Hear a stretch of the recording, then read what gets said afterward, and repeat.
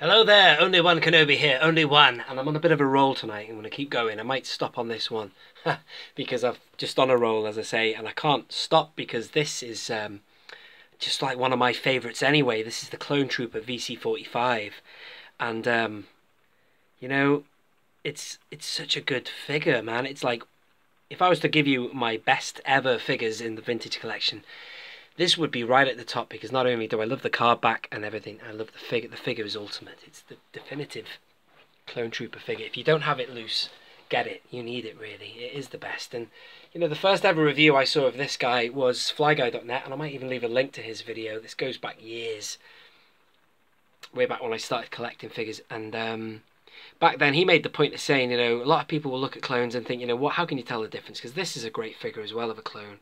And I'll talk about him again later, but this was at the time a complete resculpt from head to toe, brand new figure almost, and it's just sleek, perfect. People say it's skinny, but I think it's alright, and also the helmet sculpt is perfect in proportion and all of that. So anyway, and it's funny actually, I'll say one thing about the image on the card back, which we'll go in on that now. It is a great image. However, there are other images that they could have chosen, and you know, I took it as it was, because when I started collecting, this had been released at least 3 or 4 years before I started collecting these figures anyway, so I had no say in the matter. But probably back when it was released and they'd said they were going to release an Attack of the Clones Clone Trooper, I would have expected an image like this on the front of the card.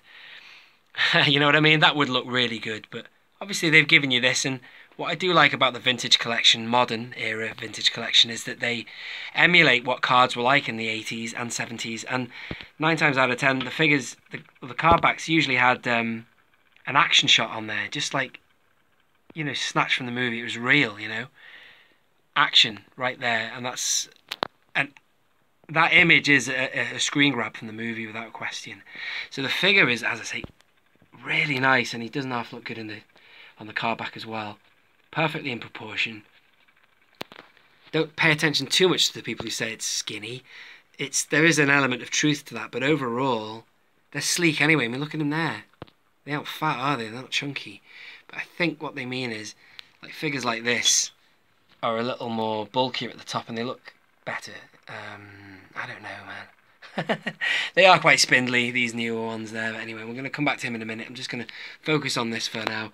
Just give you one more look at the figure in the bubble, and then the card back as well there.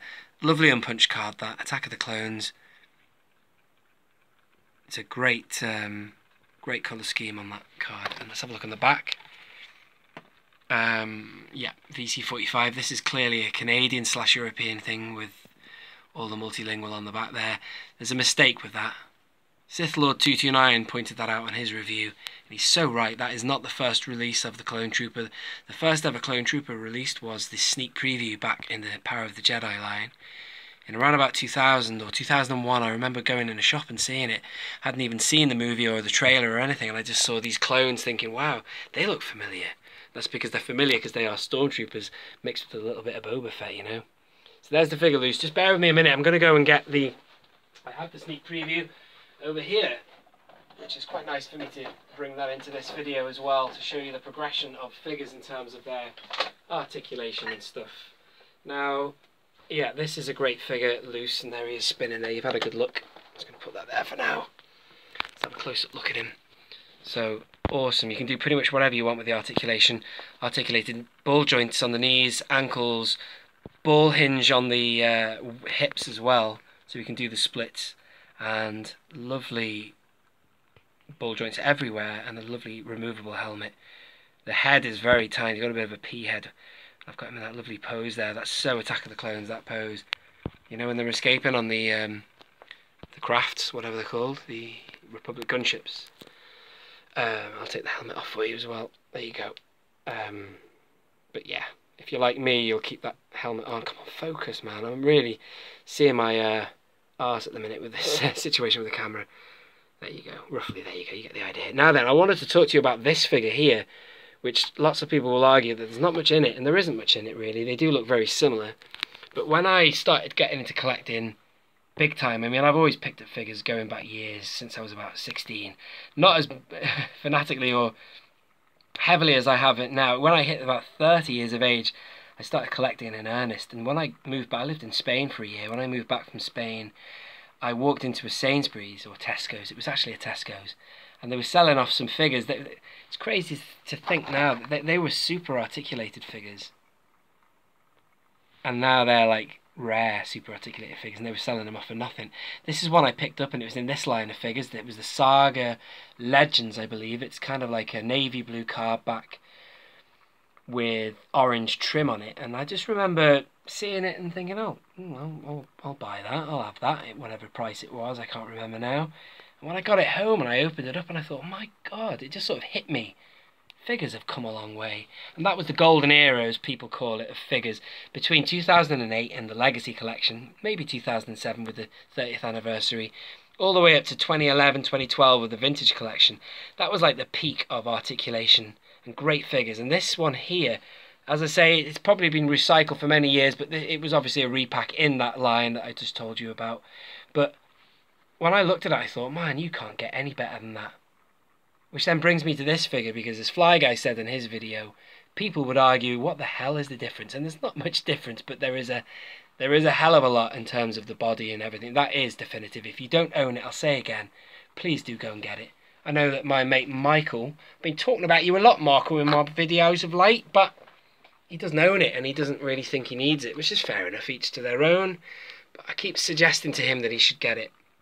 Anyway, let's go back to... This is what should be on the back of this card with the history lesson, because this was the first release of it. It was a sneak preview of Attack of the Clones, just to build the hype up, and there it is. That figure, I do have it loose as well. I just haven't got it out for you for this video, but he is so under-articulated. But back then, I remember seeing it in a shop in Liverpool, actually. It must have been Forbidden Planet, just in the shop window, I think it was. I was waiting to have a Chinese with my dad in Marbo, Liverpool, great restaurant. But anyway... I remember seeing that thinking, wow, that looks pretty cool. That's what a clone is, huh? And I remember thinking, it was very familiar. I remember thinking back then, what are clones? And then I thought, oh, that's a clone. Well, I think I've seen that before. Have I seen that in a book or something?